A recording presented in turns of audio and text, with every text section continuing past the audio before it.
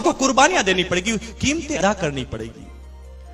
लेकिन 90% आदमी शुरुआती 1 साल कीमत अदा करने के लिए तैयार नहीं होते, सीखने के लिए तैयार नहीं होते। वो तो सिर्फ चाहते हैं कि 4 बन जाए और 500 का चेक आ जाए। उन्हें इस बिजनेस की रॉयल्टी और टेक्निकल का कोई मतलब नहीं है। वो सिर्फ ये चाहते हैं कि 4 उल्लू बन जाए और मेरा 512 का चेक मेरे पास आ जाए। इस टेक्निक पर काम करते हैं। मत कीजिए। ये बिजनेस 4 आदमी बनाने का नहीं है, ये बिजनेस जीवन बनाने का है। जिंदगी बदल देता है ये बिजनेस।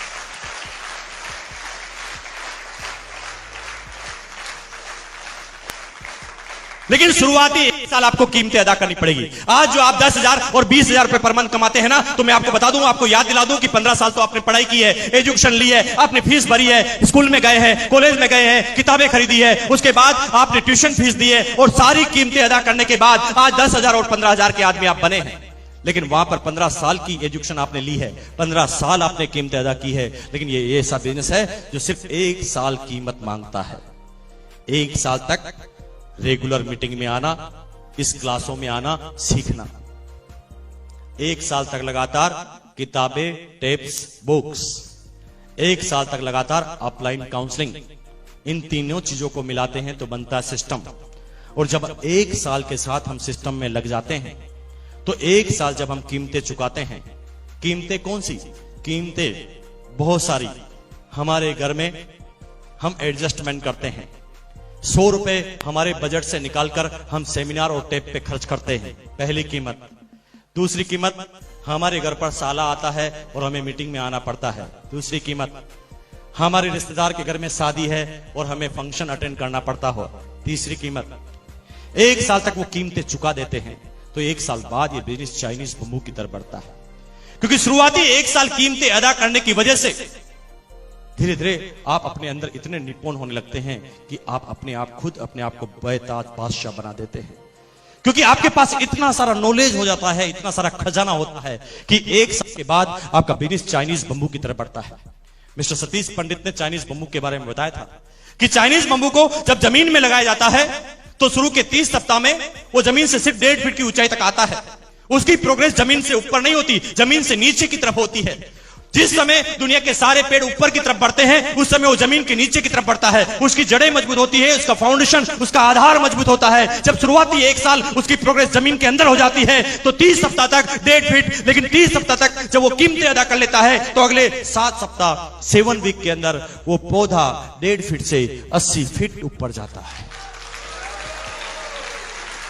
साइंटिस्ट, वैज्ञानिक यहां तक बोलते हैं, साइंटिस्ट, वैज्ञानिक यहां तक बोलते हैं कि कोई आदमी 30 सप्ताह के बाद उस बम्बू के पास जाए और बम्बू के बढ़ने की आवाज को सुने तो उस बम्बू के बढ़ने की आवाज को सुना जा सकता है। और ठीक चाइनीज बम्बू की तरह बिजनेस काम करता है। शुरुआती 1 साल आपकी प्रोग्रेस जमीन से बाहर नहीं होती।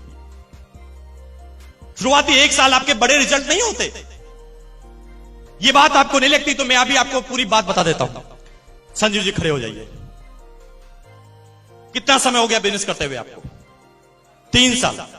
3 साल 40 महीने हो गए टोटल। अब मैं आपसे क्वेश्चन करता हूं, 40 महीने में आपकी टोटल इनकम कितनी है? 30 लाख। जोरदार ताली बजा दीजिए एक बार, है? अब मैं आपसे क्वेश्चन करता हूं, 40 महीनों में आपकी इनकम 30 लाख, लेकिन शुरुआती 1 साल की इनकम कितनी थी? शुरुआती 1 साल की इनकम 1 लाख और 2 साल की income 39 lakh. Is it clear? Clear हुआ? और पूछते हैं टेक्निकल चोर से, खड़े हो जाइए आप। कितना समय हो गया बिजनेस करते हुए? 3 साल हो गए। Total income 15.5 lakh. शुरुआती 1 साल की इनकम 33,000, 37,000, 37। शुरुआती 1 साल की इनकम 37 और अगले 2 साल की इनकम 14.5 लाख लगभग। Is it clear? लेकिन शुरुआती 1 साल इनके रिजल्ट ज्यादा नहीं थे। मैं जानता हूं जितने भी रॉयल्टी और टेक्निकल बैठे हैं, 6-8 महीनों में इनके रिजल्ट ज्यादा नहीं थे। लेकिन 1 साल इन्होंने कीमतें अदा की।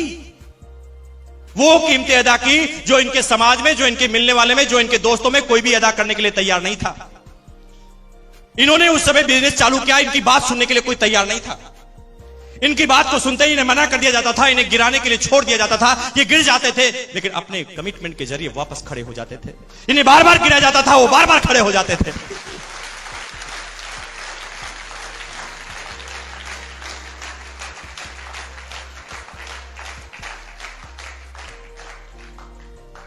गोता सिंधु में गोताखोर लगाता है, जा जाकर खाली हाथ लौट आता है।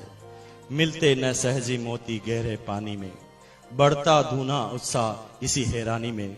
मुट्ठी उसकी खाली हर बार नहीं होती, कोशिश करने वालों की।